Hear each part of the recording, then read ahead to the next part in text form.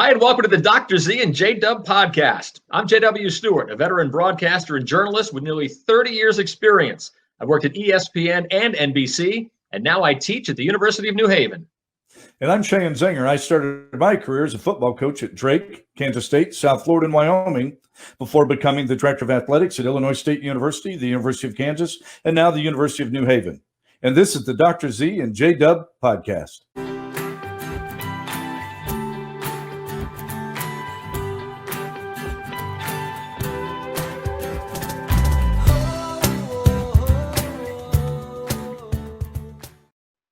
Hi, and welcome once again, everybody, to the Dr. Z and J.W podcast presented by the Pink Clover Foundation. J.W. Stewart alongside our UNH AD, Dr. Z, Sheahon Zenger. Thank you, everyone, for joining us across all of our social media channels today. And as always, our podcast is available on iTunes, Spotify, and Google Play. Dr. Z, how you doing today?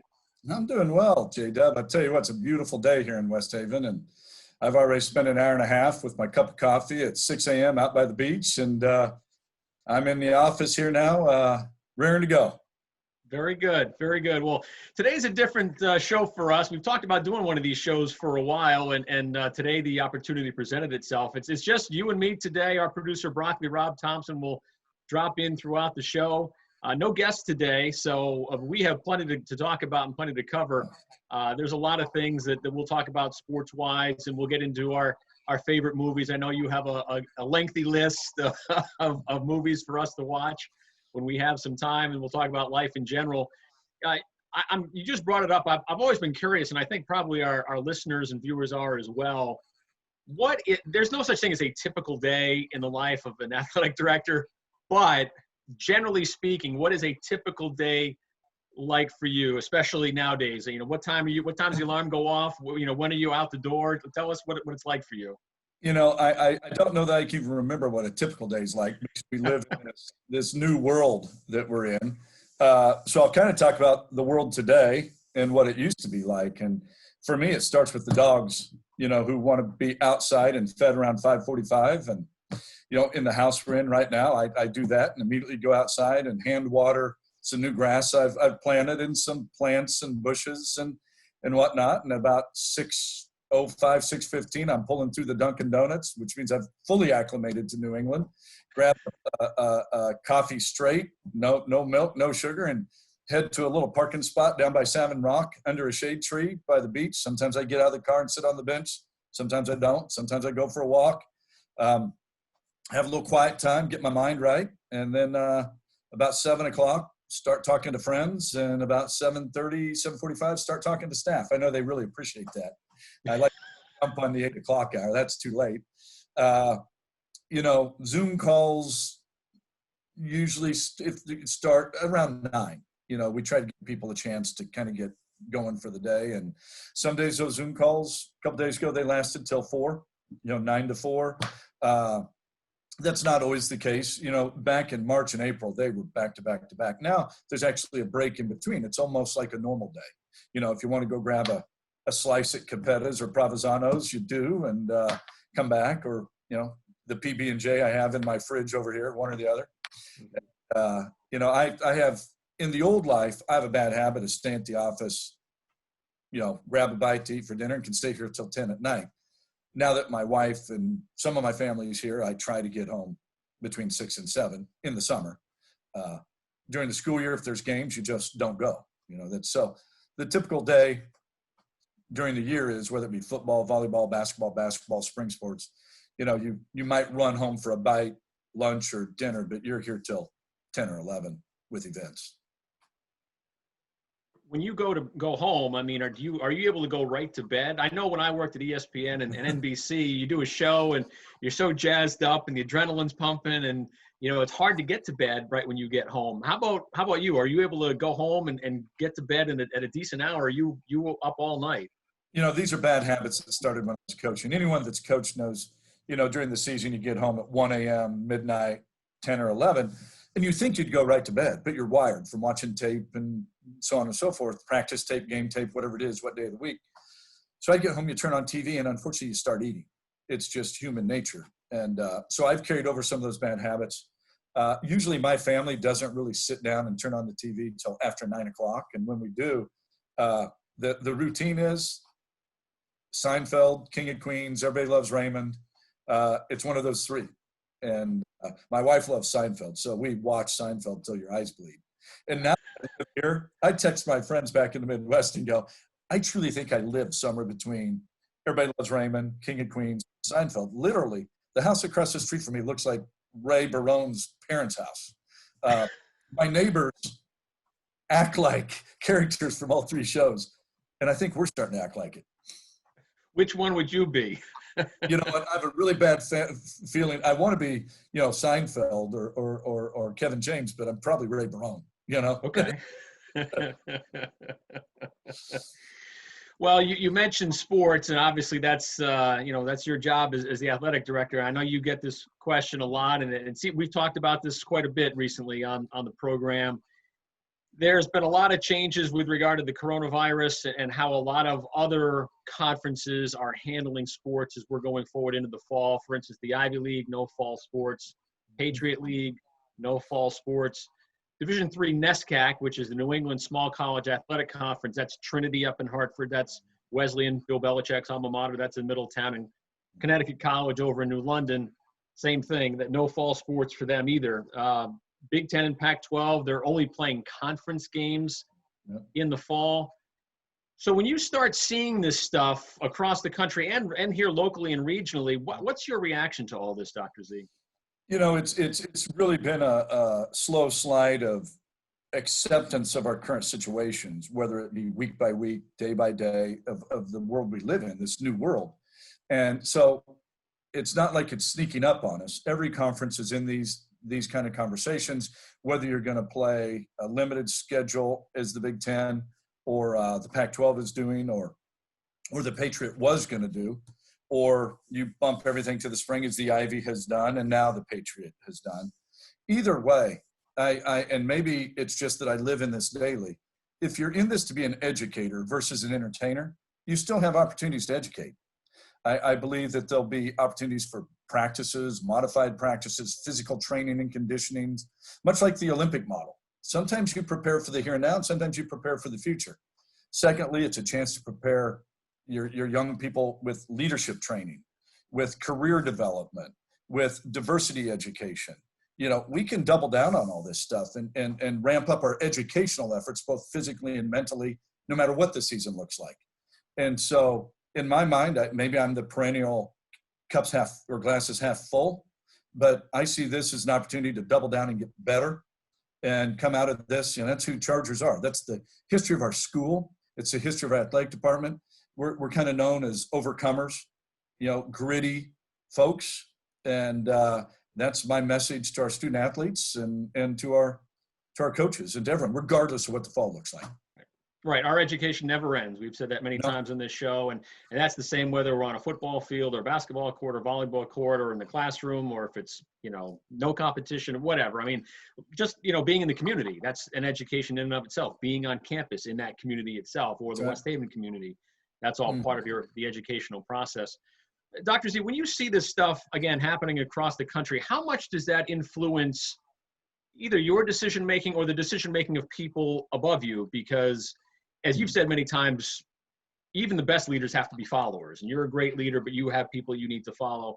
So how does what goes on across the country, sports-wise, and leagues canceling or postponing, how does that influence what we do here at UNH and also at the NE10 with the university presidents and ADs? Well, nobody lives in a bubble. And so everything has a ripple effect, or a butterfly effect, they call it, upon you. And the thing that I really like about being at New Haven is the leadership of President Kaplan and his cabinet, and our own leadership team within athletics, and our board of governors. We're a strong-willed people, and we make our decisions based on what's best for New Haven. You're also part of a group, of a conference, and a larger association, the NCAA. So, we're affected and impacted by all these things. At the same time, I really appreciate the approach that President Kaplan takes, and he sets the tone for all of us, that we are overcomers, and we're a place of opportunity for a lot of staff, faculty, and students. you have a lot of connections and a lot of friends in the Big 12, where you were the AD at Kansas, and a lot of the Power 5 conferences, friends at all sorts of levels, AD, associate AD, levels above and below. When you talk to your friends and colleagues in some of these Power 5 conferences, what are the stories that they're telling you? Well, you really said something that strikes at the heart of what my day's like. In between the work and Zoom calls that have to do specifically with New Haven, I have multiple calls throughout the day with Division I, Division II, and Division III colleagues. And I kind of feel like a pass-through of information, connecting all three. And in this era of Corona, it's kind of brought everyone together, because you get back to your educational mission and purpose, and you're here for the student athletes, and it really helps you see what your target audience really is. Now, at the different levels, resources come into play, contracts and commitments with TV networks and or lack thereof can really skew your decision one direction or the other. Fan bases, revenue generated from those, and the interest of the fans, in our niche, we have one of the best fan bases in our region, and yet most of our fans are somehow connected to our student athletes and our locale, and so it's less about them investing from a donation or high ticket price vantage point as it is. They just want to be a part of what we have, and so I really like our niche with regard to that. But for us, the focus is more the student athlete and the coaches. So for us at UNH, stay tuned, right? I mean, the story changes, not just daily, weekly. It's like hourly. It seems like, Yeah. one hour it's one thing, and another hour it's another thing. So for our audience, I guess the best words we can use, the two words we can use are stay tuned, right? That's right. Absolutely. Let's talk.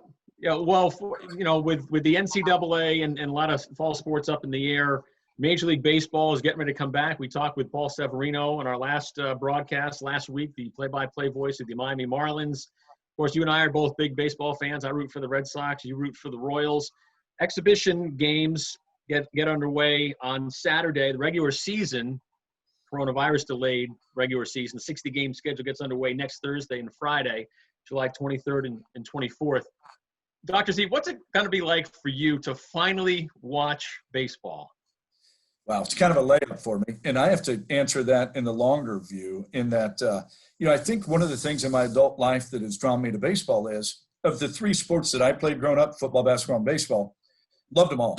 But as your career progresses towards college, you've got to give up one for the next. And the one that went first for me was baseball, so that I could play basketball all spring and summer. And then basketball gave way to football, so you could train year round in college. So I've always had kind of this broken heart for what baseball might have been. I was a catcher.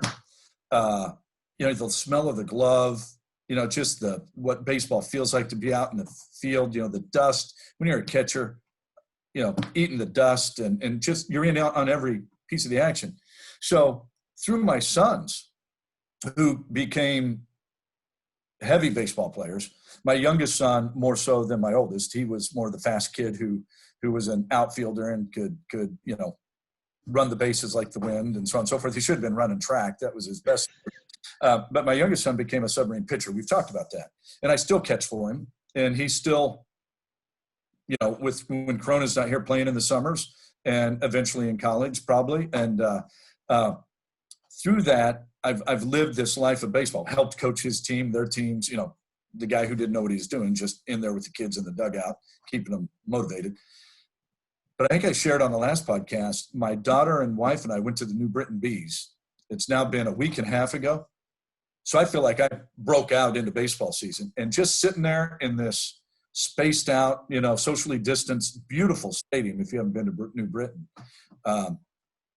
just had a great time. And realized it's the first athletic event I've seen since, our men's conference basketball tournament and a part of a women's softball game. I want to say that would have been like March 8th. And, it was great to be back out there, just be around people, the crack of the bat. I feel like I'm actually reading the book, The Natural by Bernard Malamud. I've watched the movie times, but it's time to read the book. And there's a reason for that. It's it's America's game. There's something about the pace that I think can bring us back into the normal world, as whatever that's going to be. So you're one of the lucky few who've actually been able to see a sporting event live and in person, especially a baseball game. Yeah. We mentioned last time, because the affiliated minor leagues, they're done for the year. They're not playing. The New Britain Bees play in the Future Collegiate Baseball League. So this is college kids. So they're able to actually have games and people show up. At the major league level, again, no fans. So when you turn on the TV, because I know this is going to be weird for me because I'll tune in just to see what it's like, but Yeah. to watch a sporting event with no fans in the stands, to me that's going to be weird. How about you? It is, and I'll admit, even I've watched a few of the Korean games. Mm-hmm. The announcers do a good job. You almost don't notice. Okay. So I've enjoyed those, and I look forward to watching some of the major league games. And I never watch them. Even when I was young, I might watch from start to finish. Our attention spans aren't that long anymore. Yeah. So I can keep it on in the other room and sit down for a half an inning and come and go. Even though my boys, like I said, played, baseball from, 3 or 4 to even current, I don't know that they've ever watched an entire game on TV. They've gone to the ballpark with us, but that's just not what that generation does. And I hope this hunger for sports will cause young people like them to sit down and to kind of reacclimate to that pace. That's what I love about baseball. It's the pace is what I think we're all getting back to. Things aren't quite as fast as what they used to be. And if we could just hold on to that a little bit, I think we'd all live happier lives. That might help baseball. That might help baseball in many ways. You bring up a great point, Dr. Z, because many people believe, critics, that baseball's future is in trouble because the fan base is generally older. Yeah. And, they're not, trying to attract new fans, the younger fans. But again, maybe because we're all so starved for sports and the pace of life might be a little bit more akin to baseball's pace of game, pace of play. Maybe that does help in a weird way. Maybe it does help baseball going forward. I'm hearing from friends that everybody's families are enjoying having the family dinners. Mm-hmm. When I get home, I have this old 100-year-old home with a nice porch. I sit on the porch till 9 o'clock and I've got a little end table out there that I do my work on. And, I feel like I'm at my grandma's house, who had a veranda that wrapped around her house. And maybe that's just me. Maybe I'm a subset of one, but I'm hearing this from a lot of people that they're enjoying. We've had the fast-paced entertainment world ripped away from us. And I hope that all the fans come back to college sports, selfishly, but at the same time, I hope they do it in a way that's a little more mindful and appreciative of what you see in front of you. And it's less about winning and losing and more about being a part of the event and just savoring the moment, like reading a good book or having a good slice of pizza from here in New Haven, West Haven, right? I think appreciation is the word I would use as well. I think we all say we appreciate things until we actually lose them or have them taken away for a prolonged period of time like we have here. Because it's, sports is was part of our day-to-day lives. And you do kind of take it for granted in a way because you think it's always going to be there. But because it hasn't been for the last 4 months, I hope people are more appreciative, myself included, when we get back to a baseball stadium, when we can go or go to the Bees or, watch a game on TV or maybe go to a football game at some point. Yeah, I think the just enjoying the experience, right? We all want our teams to win. We want our favorite players to do well. But I think you hit it on the head. I think it's just the experience itself that we've all missed out on, and I'm hopeful we'll be grateful to have and hold on to that and never want to let that go. I'm sandbagging on you a little bit, J.W. I've actually been to a friend of mine, Tony Sylvia, who's on our board of governors and part of the Markham accounting firm here in town. And his son, Nick, is 12 years old and plays Little League baseball here in the area. And I've been to one of his practices and last week, one of his games. Cool. And, 23 years of raising kids, I'm going through that midlife crisis of them kind of being out of the house now. So I'm that old guy that shows up to watch a friend's kid and had a blast, just standing behind third base like I've done for many years, chatting it up with a couple of the guys. And I couldn't get enough of it. When you're there when you do it every night, you're like, oh, how long can this game go? I didn't want that game to end. It was 6 minutes, you know. Yeah. It was just fun to be right back. You fall right back in the same old habits, you know, of how you stand and who you know, the conversations you have. And it just reminded me that I'm always going to have Little League Baseball. You know, my kids might not be in it, but somebody's kids are going to be in it. And there's something special about that. Absolutely. So as we mentioned, you're a Royals fan. What are your expectations for them this season? How do you think they're going to do? You know, as we talked about the Marlins, they're that small community venue. And so you win a championship and then you have to reload. So I think they're several years into their reloading process, and I expect them to be a little better. But I've been a Royals fan through the ups and the downs. You know, the World Championship of '85 and the World Championship a few years ago. I never stopped being one. And I say that because the stands got pretty empty for a while, you know. And then everybody came back, and everybody's wearing their blue, and you know, so on and so forth. And you know, I appreciate that, and I loved having others join the bandwagon. Mm-hmm. But I refused to go buy new shirts and hats. You know, the old ones still fit, is what you're telling us. Absolutely, yeah. You know, so if you love baseball, if you love sports, you love them win or lose, and that's kind of you'll always hear that message from me.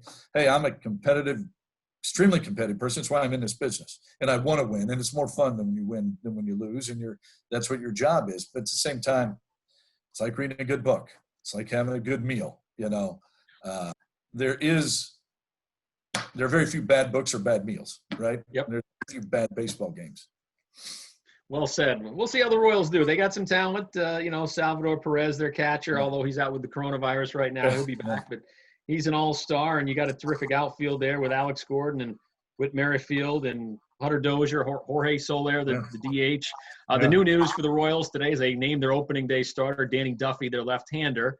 Yep. The opening day starter a year ago was Brad Keller. He's got coronavirus. So it's going to be a while before he's back. But Danny Duffy, you know, it'll be interesting to see how he does against the Cleveland Indians. They open on Friday the 24th. Do you get where you live in West Haven? Do you get the baseball package, or will you be able to see Royals games? I need to order it in order to do that. And you know, with social media, you're able to track it pretty well. And you end up cheating just like our kids do. You know, you watch the highlights. Yeah. You know, we were talking with Paul the other day about some of the new rules, the DH and National League, and we agree with him. I think that's probably a good move. Although I liked the strategy around, are you going to pull your pitcher? Or are you going to let him hit? You know, and I wonder what the record books would have looked like for some of those National League guys if that decision wasn't in play for 100 years or so. Yeah. The other one though, the one, you know, the extra innings putting the guy in second, I just can't. That one doesn't seem like Major League Baseball, and I'll leave it at that. What I'm still fascinated by is this sport evolves. Besides the size of the players, and you go to a game live, they all look like NFL tight ends and defensive ends, other than your second baseman and your shortstop. They're huge. The part I'm fascinated by, having a son who is a pitcher, is how they now rotate, how they manage their pitching staffs. You know, Nolan Ryan just cringes. You know, the guy used to go 9 innings and throw 100 miles an hour every pitch. And now we've got the starter, the mid-reliever, the closer. And what's the one between the mid-reliever and the closer? What's that guy called? You got the setup man, yeah. The setup man, yeah. It's you know, I'm amazed that batting averages aren't like 175 across the board when you're bringing in fresh arms all the time and trying to trick them at every turn. You know, but I can get into that. I can get into the strategy of that and enjoy it. I think you got to be limited though. You only get like 3 pitchers a game. Yeah. Well, that one of the new rules this year, we didn't get a chance to talk about it with Paul on the last show, is that relief pitchers, and this was going to be before the coronavirus ever hit, this was going to be a rule anyhow, relief pitchers, when they come in, have to face a minimum of 3 batters. Unless they're hurt, you know, otherwise in that minimum of 3 batters. No more of this, you come in, throw 1 pitch and then you're out, or face 1 batter and you're out. You're facing 3 batters as a minimum. So I didn't realize that, but I'm all in. That's a great rule. Yeah. As I mentioned, I'm a Red Sox fan. You know, we've been spoiled rotten in the New England area, with the Red Sox winning 4 World Series championships since 2004, they won 04, 07, 2013, and 2018, whereas prior to that, they hadn't won since 1918, so we've definitely been spoiled.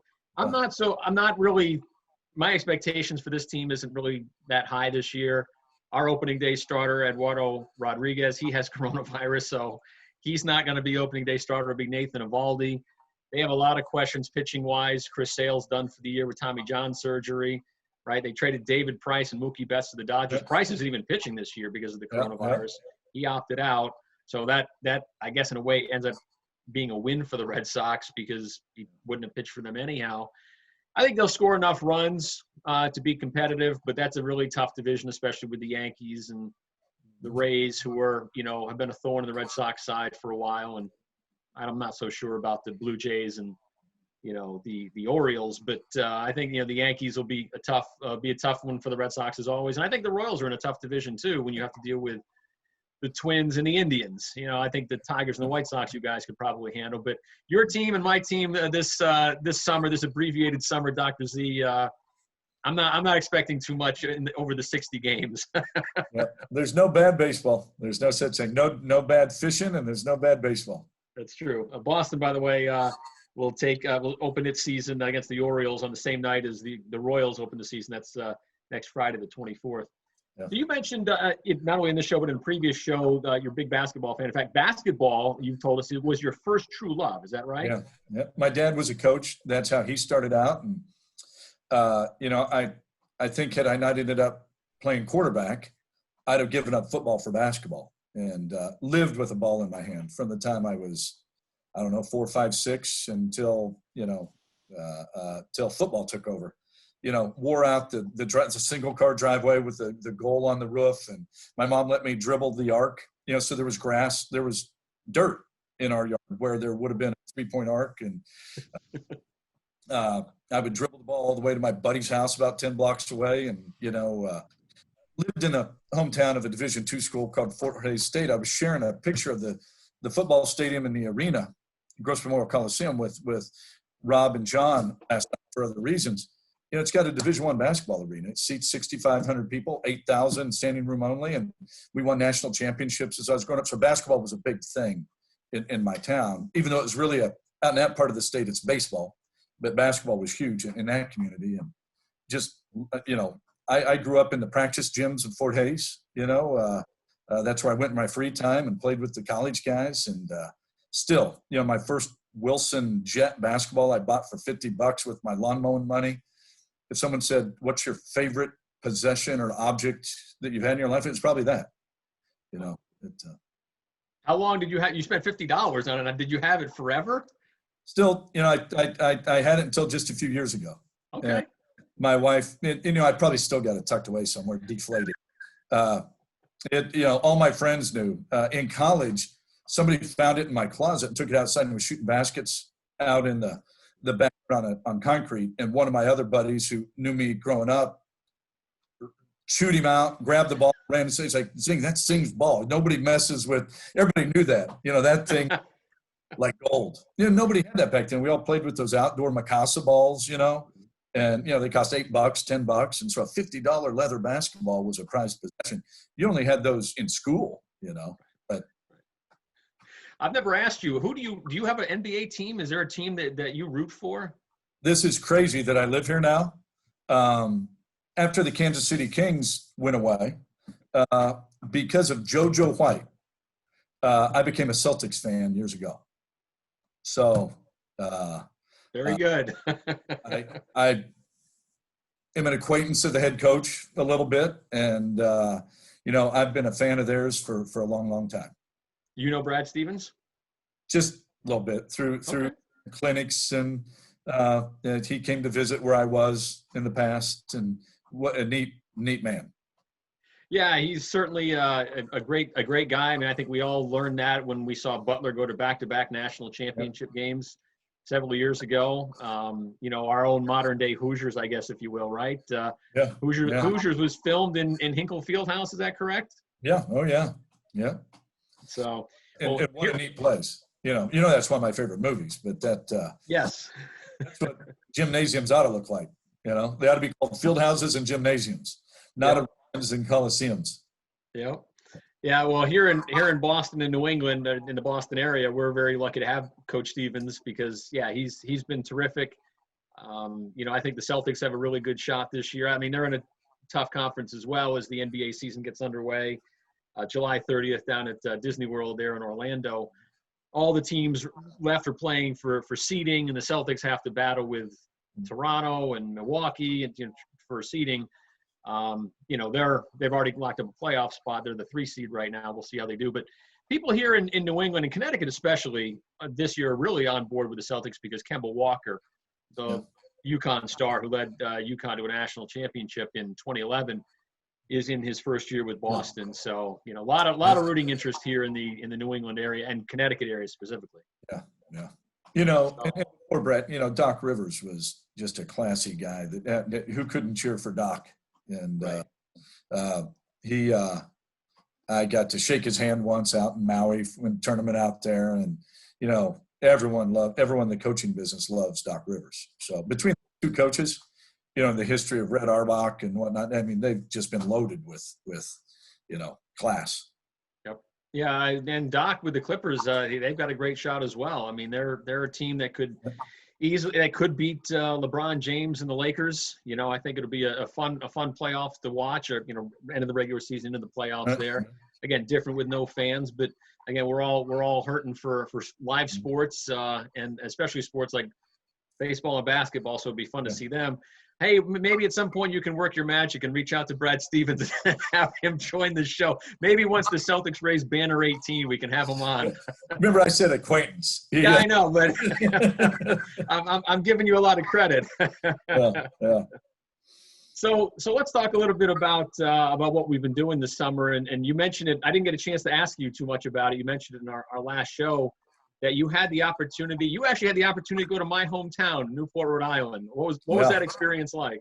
It was a quick trip.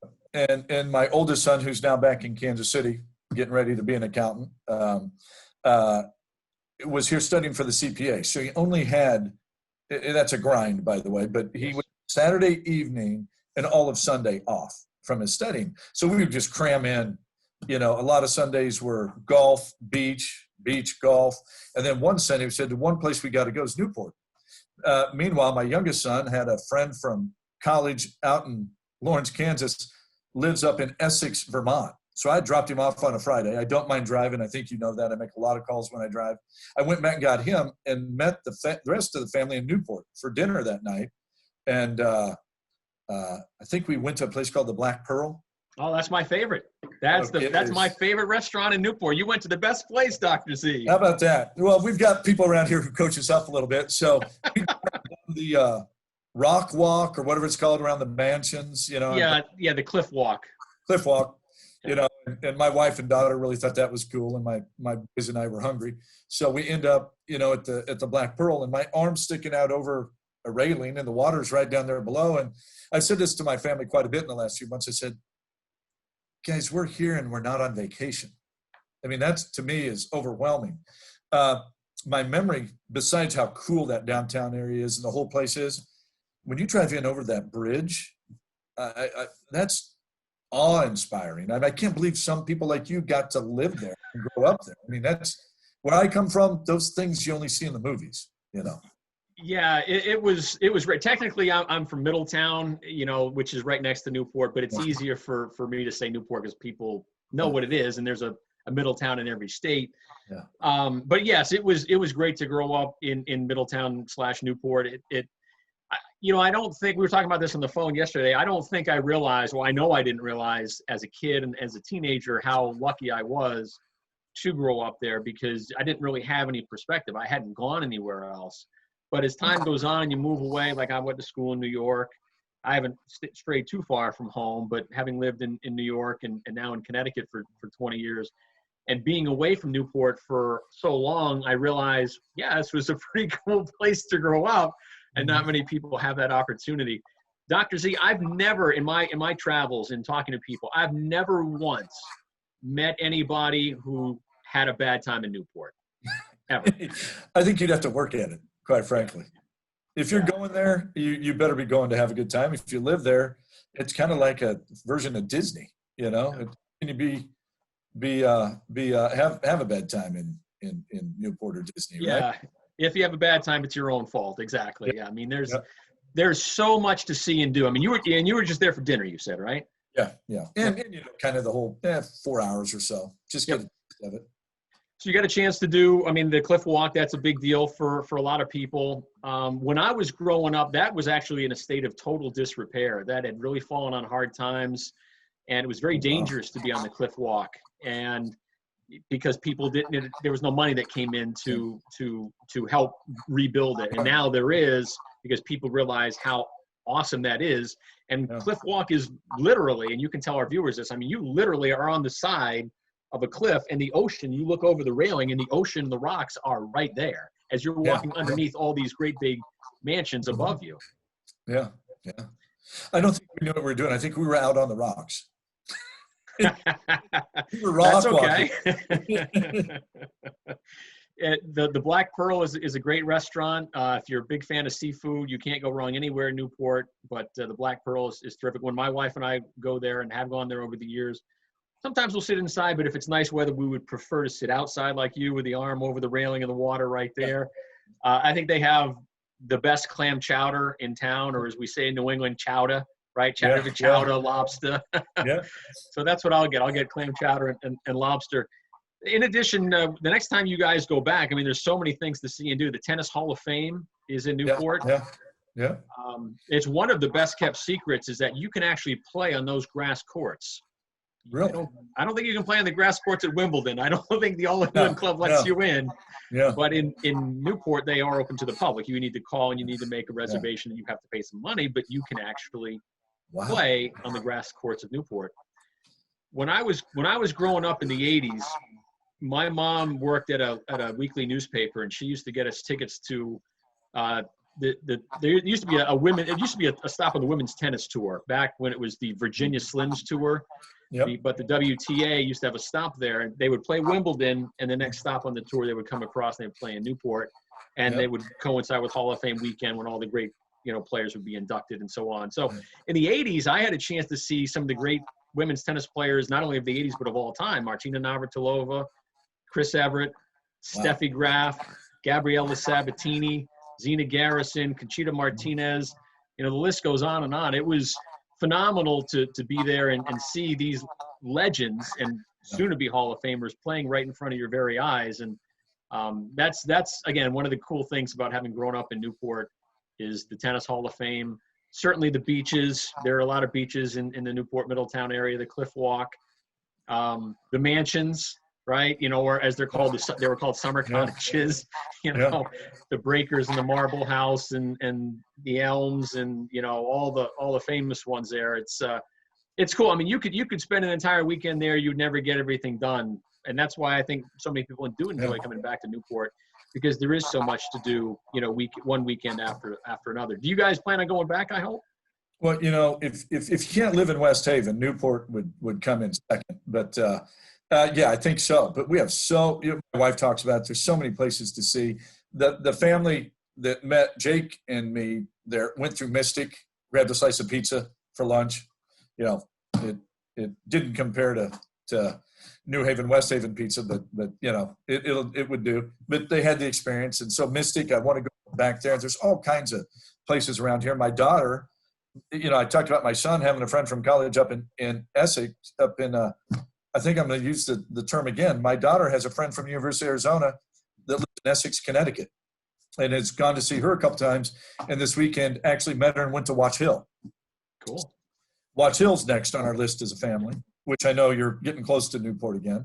And I told my daughter when she got home, I said, you cheated on the Westy beaches. I get it. We have sound water. They have ocean water. But sound water, you can kayak, you can paddleboard, you can jet ski, you can it's not so easy to do that when you got those big waves, Yeah, it's all relative too. I mean, don't let people fool you. I mean, this is coming from someone I've never surfed, but the waves in Newport are not big, not like in Hawaii. People actually have in years past, people will wait for hurricanes to come up so they can go out surfing, so they get the real big waves. It's probably not too smart to do, Yeah. but I mean, that tells you the waves in Newport, just because it's an open ocean, they're not really that much different than what you'd find in Long Island Sound. Because Newport itself and the harbor, that whole area is pretty well protected. You know, it's not like you're in Hawaii in the middle of the open ocean. So but I'm glad you guys had a good time in Newport. You're always welcome back in Newport. We'll be back. It's good when you tell people back in the Midwest you went to Newport. You know, it ups your street cred a little bit. No doubt, and I agree with you 100%. That trip over the Newport Bridge, when you get over to the crest and start going down, and you can see Newport all right in front of you, and you see all the sailboats on the left and the right. It's a pretty special world, and really is. You know, my mom and dad still. Like I said, my mom and dad still live there, and my sister lives there as well. Do they really? So you get to go back all the time? Yeah, not as often as I'd like, as we welcome Broccoli Rob into the show, and not as often as I'd like. It's strange. When I lived in New York, I think I was back in Newport more often, but now that I'm in Connecticut, from where I live here, it's about 2.5, 2:45, because as we say in New England, you can't get there from here. There's no straight line to get to Newport. So we don't get home as often as we'd like, but it's usually once or twice a year, but we do see our family here.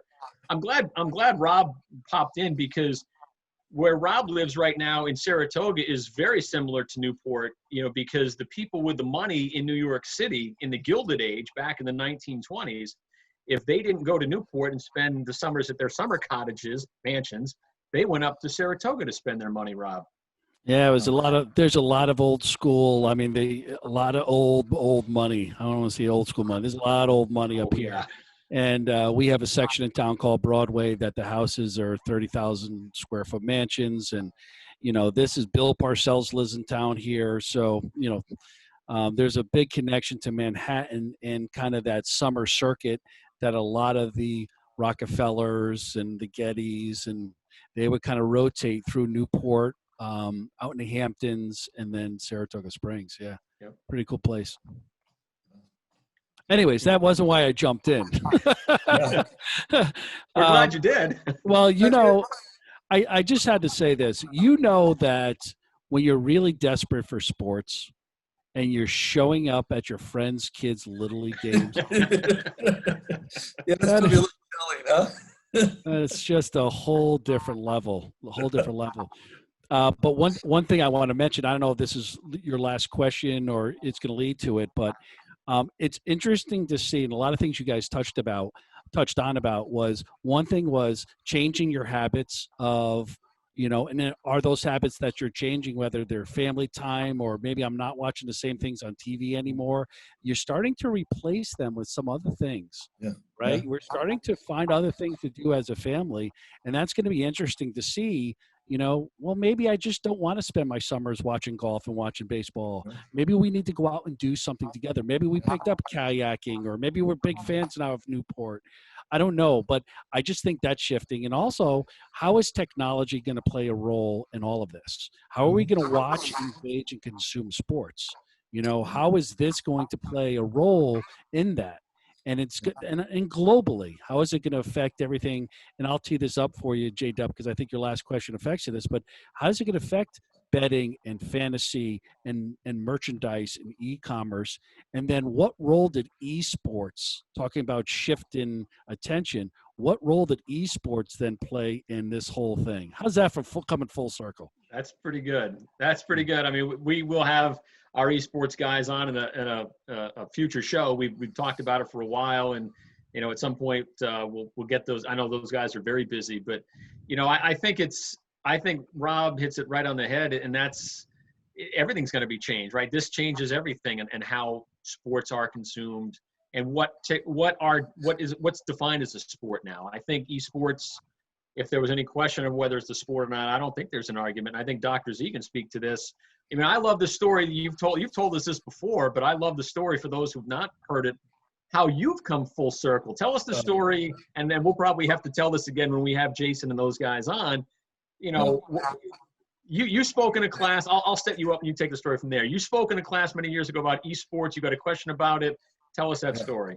So 2 schools ago, I'm lecturing in the sports management class, and there's about 50 kids in there, and we've got a good rapport going. And this this kid sitting right in front of me, a very non-athletic young man, just to describe him, raised his hand and, Dr. Z, what about, will your athletic department ever have esports?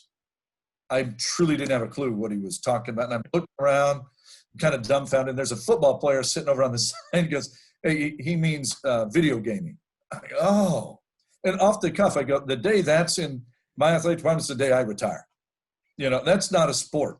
That's not even but if you don't have to go to the weight room and condition, I kind of went on a rant.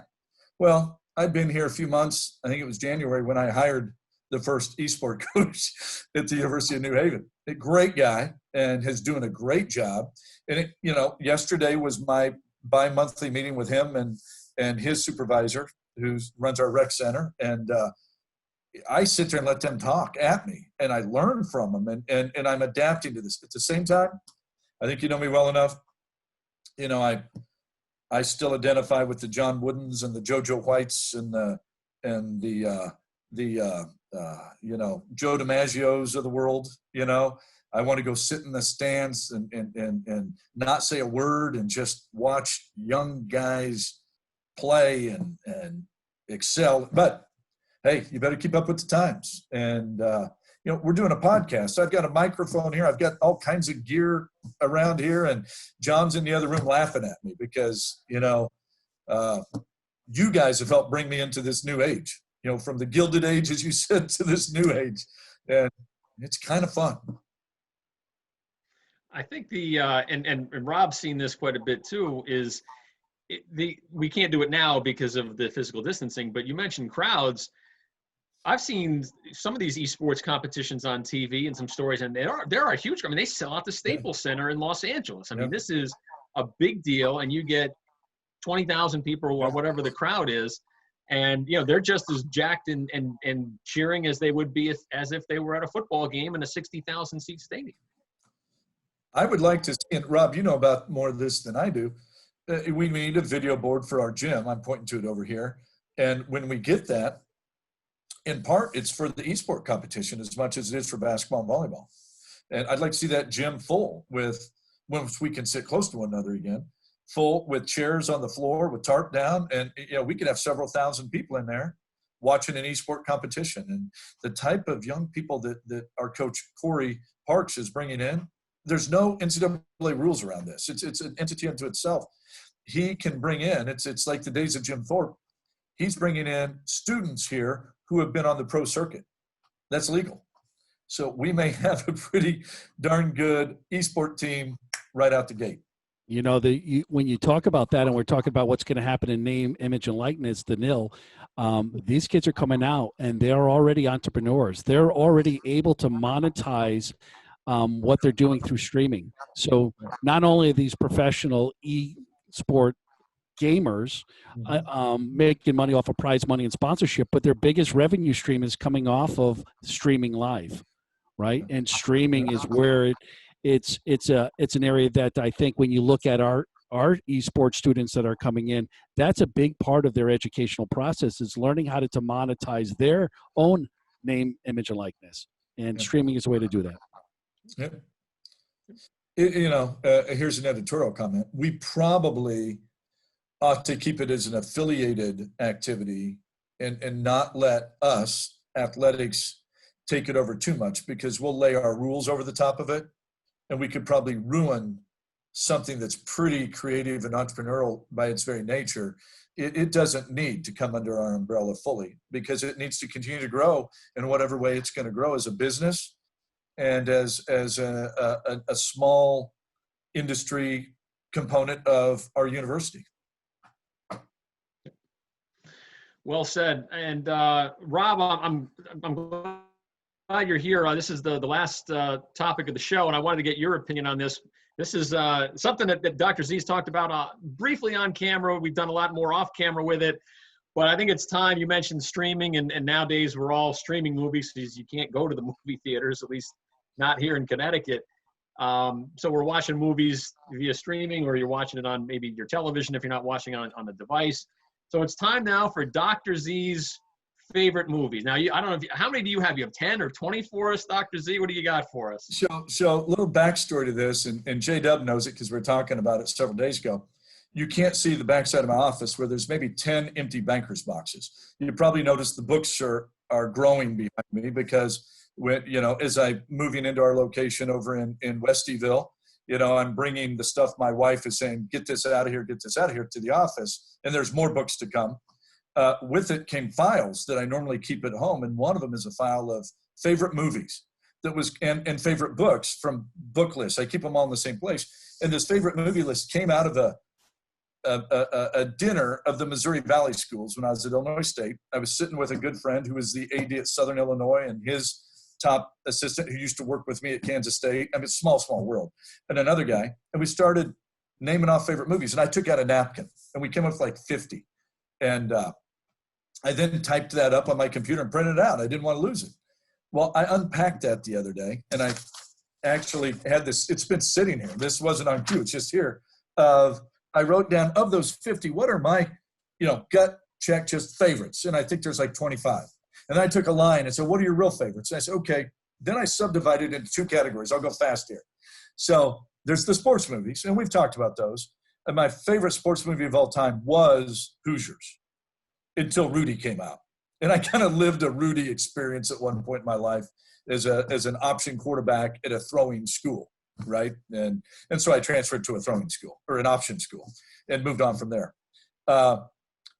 Rudy and Hoosiers, depending on the day. Hoosiers is kind of my family background, so it's hard for me, to overlook that.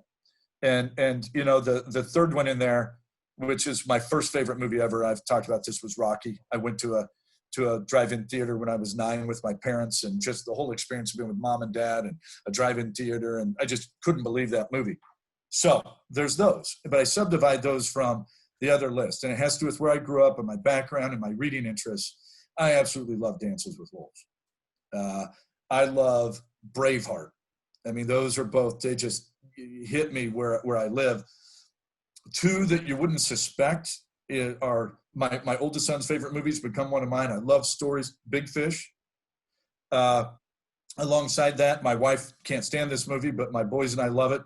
And that's Benjamin Button. There's something about the time travel element of it. And I'm a fan of F. Scott Fitzgerald. It's an original short story of his. And I'm turning a little bit of an English teacher nerd here on you. And then the outlier, J.W., as I shared with you the other day, you thought, wow, where'd that come from? But it's kind of in the Dances with Wolves motif, is Legends of the Fall.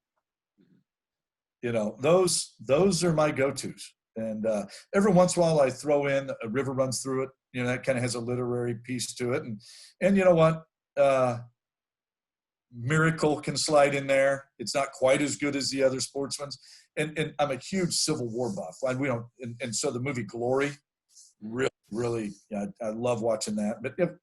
But those don't quite make that top. I guess I drew a line at, and that's more than you want to know. But I can never pick one. Ask me my favorite food, I can't pick one. My favorite book, I can't pick one. Favorite movie, I just like too many things too much. I'm jotting down some of your notes here, and the only one of all those movies you rattled off, the only one that I have on my list, I made a list as well for both sports movies and regular movies.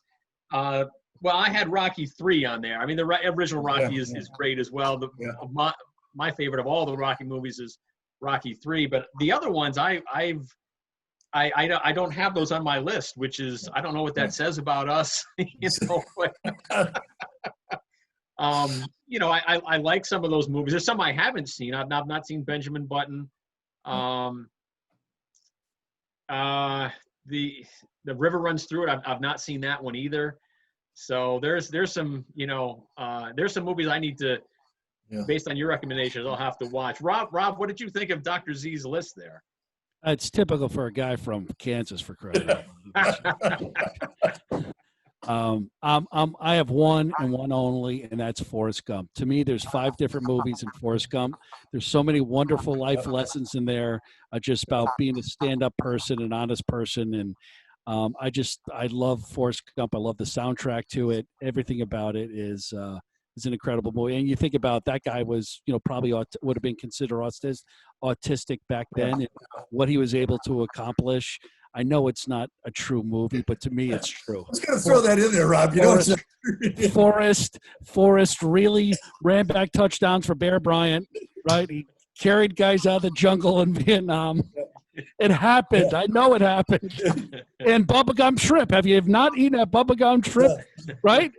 It happened. I know. That's he real. gave Bubba the money. He gave Bubba's mama the money. So you can't talk about movies without. This is like we're sitting around the dive bar right now having this conversation.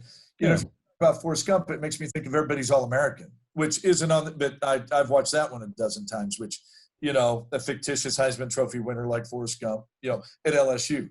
And then I can't, you know, my family would kill me for saying you left off what might be my favorite in terms of wanting my family to watch it once a year. The modern day It's a Wonderful Life, The Family Man with Nicolas Cage.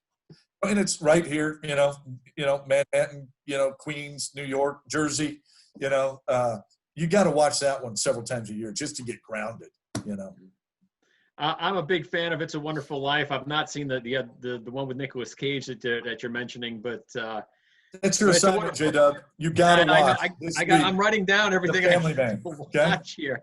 But no, It's a Wonderful Life for me is it's on my list here as one of my favorite movies.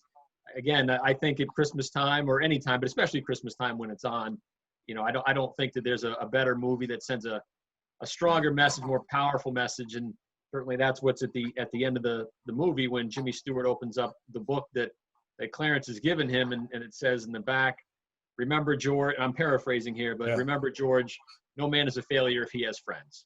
Right. Which I think is a great sentiment, a powerful sentiment. We've talked before, and I talk about this with my students all the time. What does success equal? And just to some people, success equals money.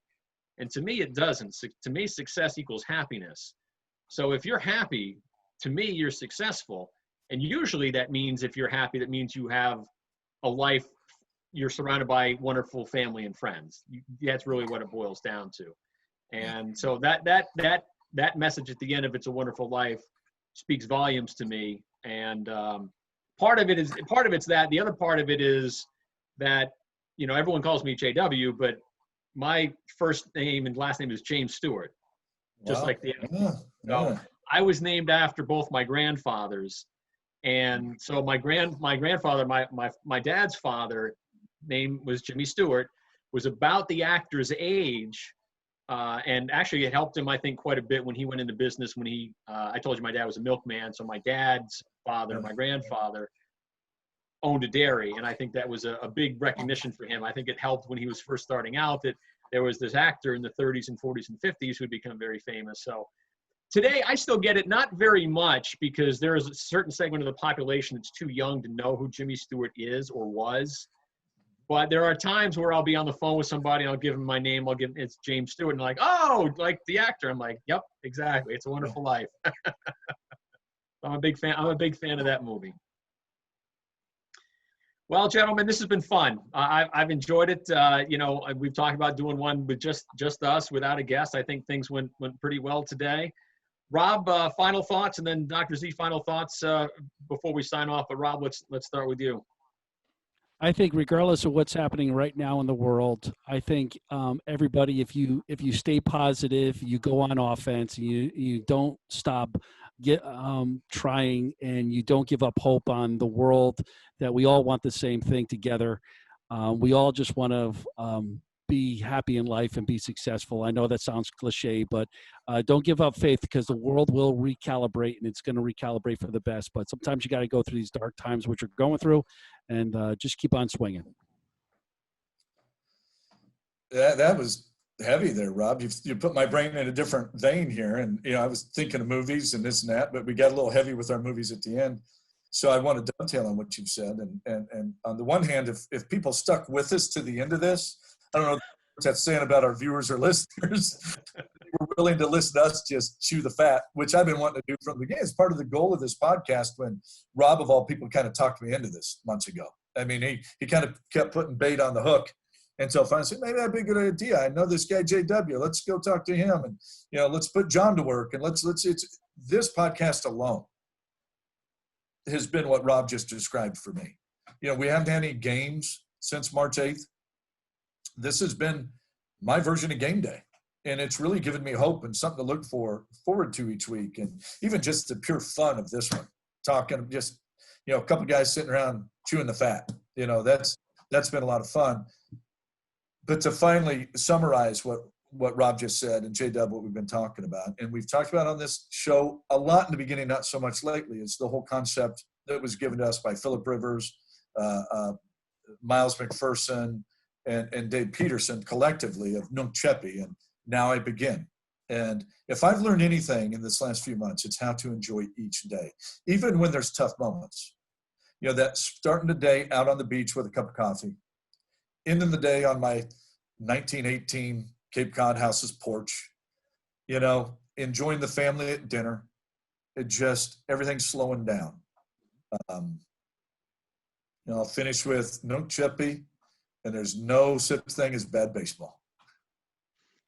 Love it. Love it. That's well said. We look forward to the baseball season starting up next week. We'll talk about it during the show, and we have plenty more great episodes coming your way. For our presenting sponsor, the Pink Clover Foundation, we thank them for their support as always.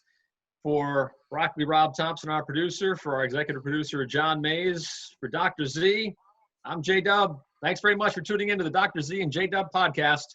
We'll see you next time.